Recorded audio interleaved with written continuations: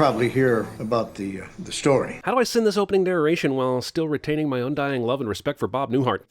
Turns out it was easier than I thought. There's probably a lot of things you didn't know about elves. Sure, there's also a lot I don't know about Martians, centaurs, dragons, and other mythical things like a happy marriage or a well-paid American worker. Also, without breaking down the actual specific objects in this shot, which would be worth doing, I'd like to talk about why everything is painted or sanded or coated to be the same pinkish off-white hue. It's cold at the North Pole, sure, but does the interior design need to reflect the lack of heat so literally? They tried using gnomes and trolls, but the gnomes drank too much.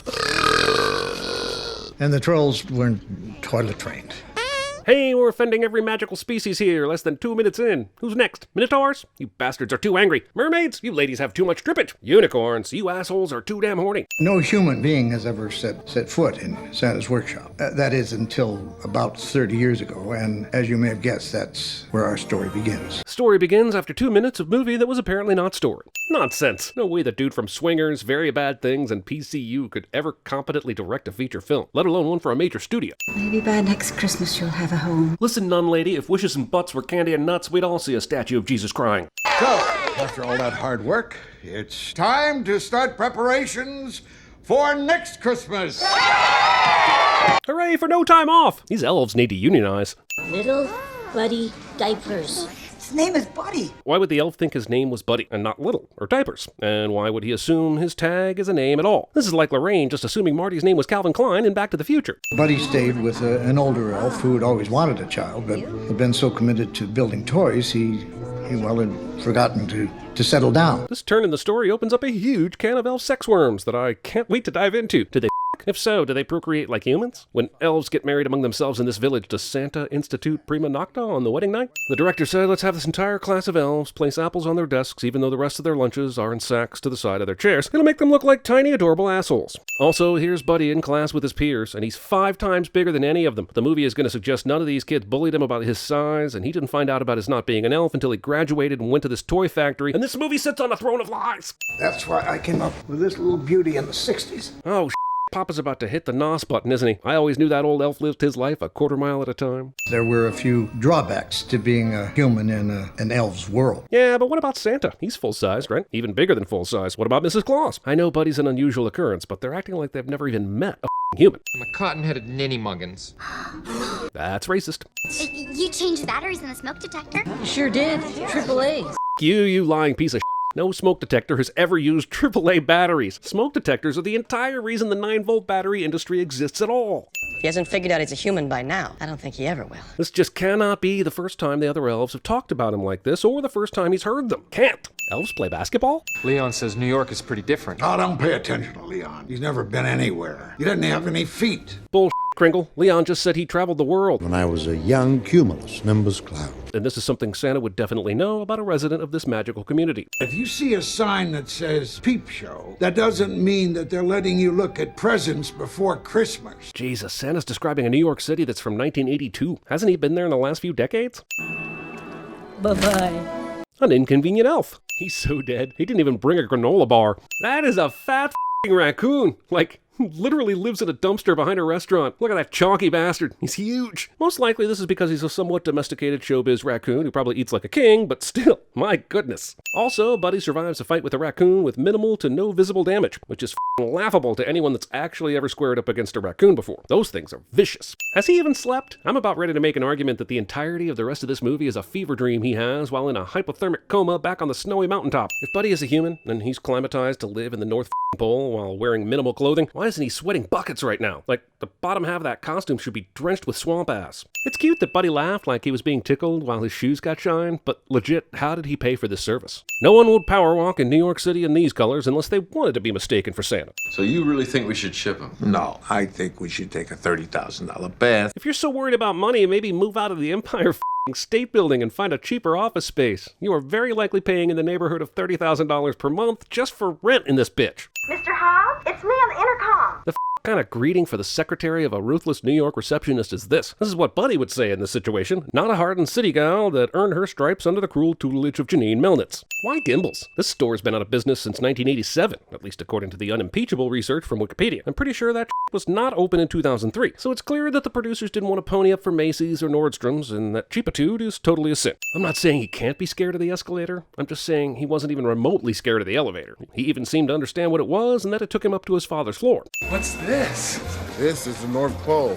No, it's not. Yes, it is. No, it's not. Yes, it is. No. This goes on for some time. Why are you smiling like that? I just like to smile. Smiling's my favorite. I've gone as long as I care to go without taking a sin off for Will Ferrell's performance in this movie, which is goddamn delightful and deserves all the holiday love it's engendered over the years. Manic Pixie Dream Elf. Buddy still hasn't slept since leaving the North Pole, by the way, and he's human. He's not a real elf. He has no magic. He slept at the North Pole when he lived there. He's going to sleep like other humans later in this movie. But from the time he leaves till now, no sleep, no food, no drink, no sleep. He's in a coma imagining all this. He's the singing detective, only the elf version.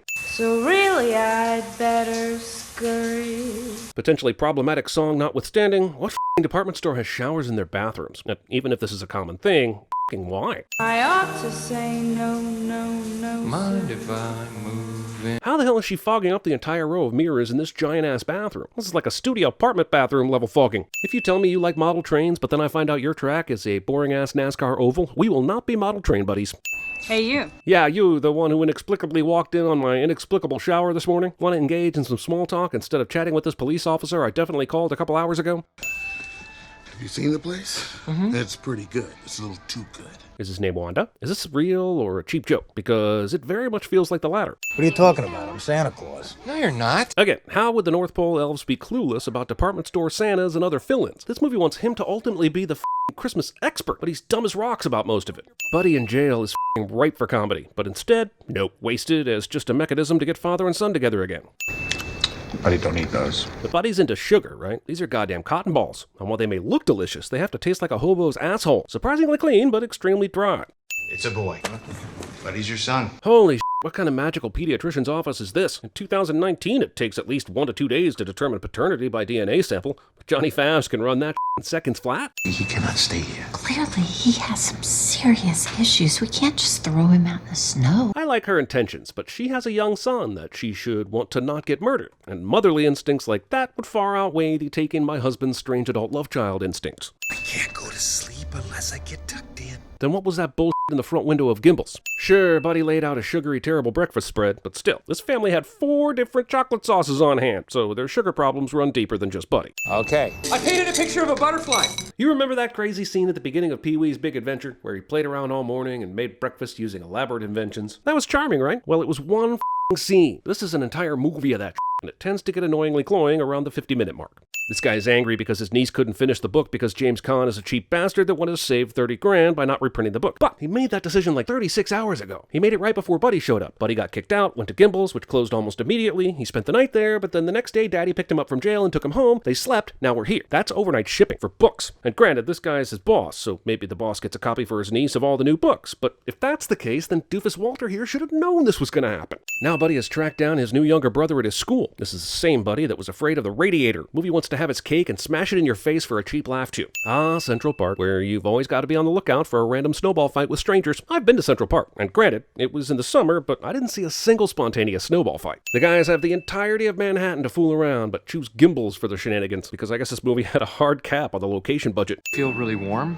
when I am around you, and, my tongue swells up. So, do you want to go eat food? This works. Also, look, I'm aware of how adorable Buddy's supposed to be, but since Jovi's met him, he's harassed her about singing in public, unapologetically walked in on her while she was in the shower, assaulted an innocent man dressed as Santa, then was incarcerated. Why in the name of Rudolph's ballsack would she agree to go on a date with him? What the hell's that? He asks this about an obvious ginormous Christmas tree instead of how the did you two haul that thing up here or even fit it on the elevator? Why don't you take Buddy to work with you? Whoa, whoa, whoa. Buddy is clearly not the same size anything as his dad Walter. So where did they find a suit and tie get up for Buddy? This movie has no regard for the true passage of time. Deb, you have such a pretty face. You should be on a Christmas card. Ah, nothing like a little light sexual harassment to put a little pep in your step. You don't have to drink that. Thank you. But you do need to use a coaster, man. That shelf's gonna have a permanent ring in like 30 seconds. I bought the desk. My name's there so no one steals it. That's a joke, isn't it, Dad? Dad jokes. Here's a fun gag where Buddy answers the phone in hilarious fashion, but the movie forgets this guy has a secretary who takes his incoming calls and buzzes him about them. If they ring directly into his office, it's probably friends or family who wouldn't hang up after Buddy's weird hello. Hello? Hello? Movie uses a loud dial tone to help viewers understand the other party hung up, even though that's not how phones work anymore, cliche. Oh, it's very sucky. It's very sucky. Thing my college girlfriend said after, I love syrup. You know I sound like a broken record, but we are buddies. how did Buddy choke down enough hard liquor to get this wasted? Could barely take a sip of regular-ass coffee. I'm 26 years old.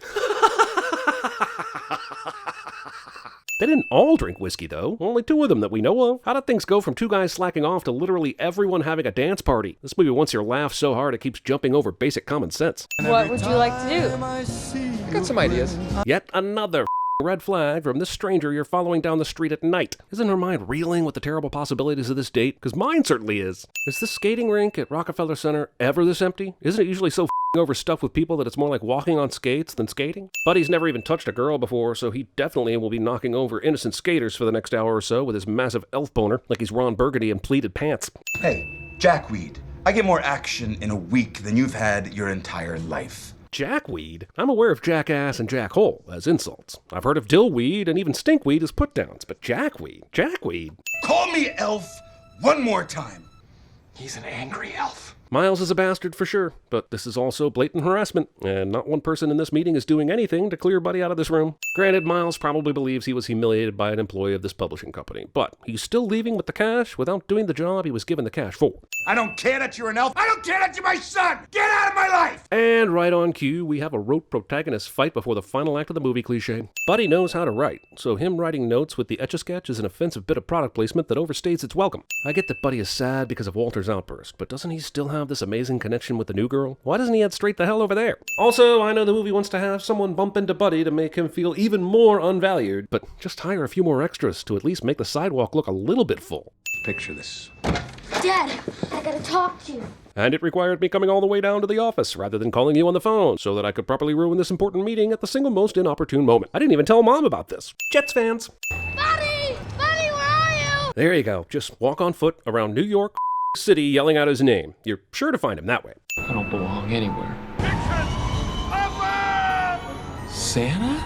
Santa's Ex Machina. Seriously, what are the odds Santa's sleigh would malfunction literally in sight of the prodigal elf, who also has some experience with the sleigh? Like over 9,000 to 1, right? How cool he managed to land in Central Park, which means at any moment the bird lady from Home Alone 2 is going to pop out and lend a hand. The clausometer suddenly just dropped down to 0. There's just no Christmas spirit anymore. Then maybe you should just quit. Nobody wants you around. Why stay for tradition's sake? Buddy, you're more of an elf than anyone I ever met. That doesn't make sense.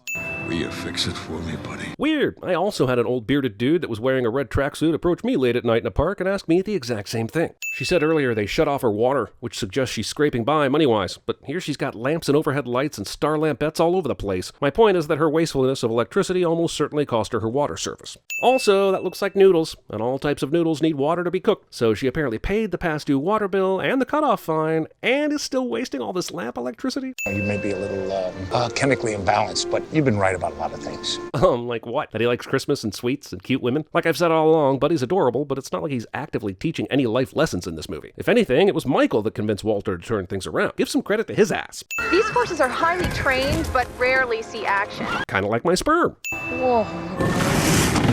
Honestly though, if one kid's fleeting Christmas might be real vibe can do this, how many true believers do you really need to be able to fly this thing? Like 1,000? How are there not enough Christmas believers out there to power this sleigh? Christmas spirit is about believing, not seeing. Don't make a religion joke and piss off billions of people. Don't make a religion joke and piss off billions of people. Don't make a religion... Oh no, it's the Central Park Rangers. There's only 4 of them though. Why doesn't Buddy just whip up 1,000 snowballs and beat them all back with his machine gun arm, huh? Jesus Christ, Emily's just casually unpacking boxes and doesn't realize her entire family is missing on Christmas Eve. Sure, she knew Walter was working late, but what about Michael and Buddy? Didn't she see the goodbye note left on the Etch-a-Sketch? God damn it, this fantastical story about a humanoid elf saving Christmas makes no practical sense. You bought some wine. Merry Christmas. Ha ha ha, let us laugh and revel in our family mirth despite the fact that Santa's under attack by the park Gestapo and that our newly acquired man-child is still involved in the melee. Ha ha ha, we have fun. Santa Claus is coming to town. Sure, like you could get an entire New York City crowd to join in. I mean, there's no way that they're... Sorry, I just got this lump in my throat. Let me get some water. Son of a bitch, I'm a sucker for movie moments like this. But I told myself I wouldn't tear up. Someone remove a sin before I start bawling uncontrollably. Literally everyone that has ever worked with Buddy in the last 3 days is watching this live broadcast for maximum something. Wait, you're not singing. Yes, I am. No, you're not. You're just moving your lips. Ultimately, Walter's going to sing for real, and then the sleigh will have enough Christmas spirit to fly, because that one crank-ass in New York City finally grew a feel. Also, Santa just said that you can't see him to believe in him, so by that logic, the magical juice maker should immediately shut down right now, right? Merry Christmas! But Michael still has the list. If Santa hasn't committed to memory, why did he write it down in the first place? Buddy. This isn't even funny, because it's so obviously fake, and also because the Lord of the Rings movies took forced perspective seriously, whereas this movie kind of gives it the finger in favor of cheap laughs. Get nothing! You lose! Good day, sir! Help me, Jesus! Help me, Jewish God! Help me, Allah! Ah! Help me, Tom Cruise! You might want to try this. I make a sauce, we call it fancy sauce, For me. that Brennan really likes with his chicken nuggets. It's my fancy sauce. Well, when Brennan finishes, I'll give you some of this, and it's ketchup and mayonnaise mixed together. So. So good. Incoming articles get a voucher! Outgoing articles provide a voucher! Move any article without a voucher, and they dock you! Take it! Miles Finch. Miles Finch. Leopold! Huh? What do you think, this is the army where you shoot them a mile away? You gotta get up close like this, and bada bing, you blow their brains all over your nice Ivy League suit. I'm walking here! I'm walking here! Dad! Hey, Ma! Can we get some meatloaf? Well, why don't we just pull him out of school and let the deranged elf man raise him? I'm making people happy! I'm the magical man from Happy Land! It's hard to believe what's happening, the brutality of it. Hey, I really think you should read that book, Strings, by Jeremy Scott. He does the narration on that CinemaSins channel. It's about superheroes. I don't know if you can find it here in Tokyo, but when you get back to the States, maybe you should look it up. It's really good. Change your mind, George! Last night, Darth Vader came down from the planet Vulcan and told me if I didn't read that Strings book by Jeremy Scott, he'd melt my brain. In the Cocteau's plan, I'm the enemy. Because I like to think. I like to read. I like to read stories about superheroes, heroes with obstacles that they have to overcome together as friends. I like friends. I like friendships and hardships and all kinds of ships. And I like strings, all kinds of strings. I like thread, I like rope, I like shoestrings.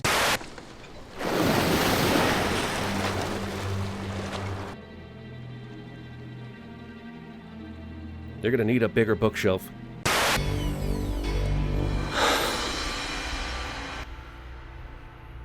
I just read Strings. Show me. Nea's explaining the plot of Strings to Morpheus. Did you know? When you went to space, you didn't order strings for me before you left. What gives you the right? What's the difference between you and me? I already read Strings by Jeremy Scott. There was a girl in Paris with the face of a book named Strings. What if I can't find her? It's easy. She's standing right next to you. Hey, if you read my book, I'll kill your wife. Remember the 24th of September, when Jeremy's book Strings comes out. I know of no reason that wouldn't be treason that you should go without. Are you like a crazy person? I'm quite sure they will say so. I want the f***ing book right f***ing now. We choose to read the Ables in this decade and do the other strings, not because it is easy, but because it is hard.